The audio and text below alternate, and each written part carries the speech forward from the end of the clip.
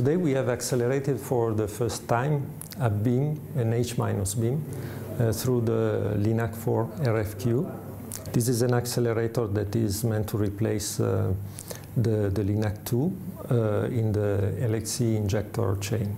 And today we have opened the valve connecting the RFQ to the ion source, have let the beam go through and being accelerated by the accelerating field that is inside the RFQ. So this RFQ is a very peculiar accelerating cavity that takes the beam at very low energy, so at 45 keV, and is able to accelerate up to 3 MeV. Here we are in front of the ion source where the story starts. So everything starts from a gas bottle, a nitrogen gas bottle, that is injected into an ionization chamber where the plasma is formed, and then from the plasma the H- ions are extracted at an energy of 45 keV, ready to be transported to the low energy beam transport line. This is the low energy beam transport line. You can recognize in violet the two solenoids that are there to focus the beam at the entrance of the accelerating structure. This is the accelerating cavity. It's a radio frequency quadrupole, so-called RFQ. The beam is extracted from the RFQ at the energy of 3 MeV through that valve, and then is transported along this diagnostic line. And the current signal that we saw here on the scope was coming, in fact, from this beam transformer. So some 60 centimeters after the extraction from the accelerating cavity.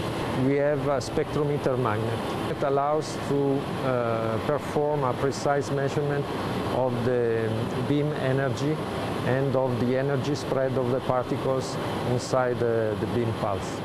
On this screen you can see the yellow line represents the signal, that is the particles as they're coming out of the source. Here it's like we are catching them on a trap just as they are produced out of the source.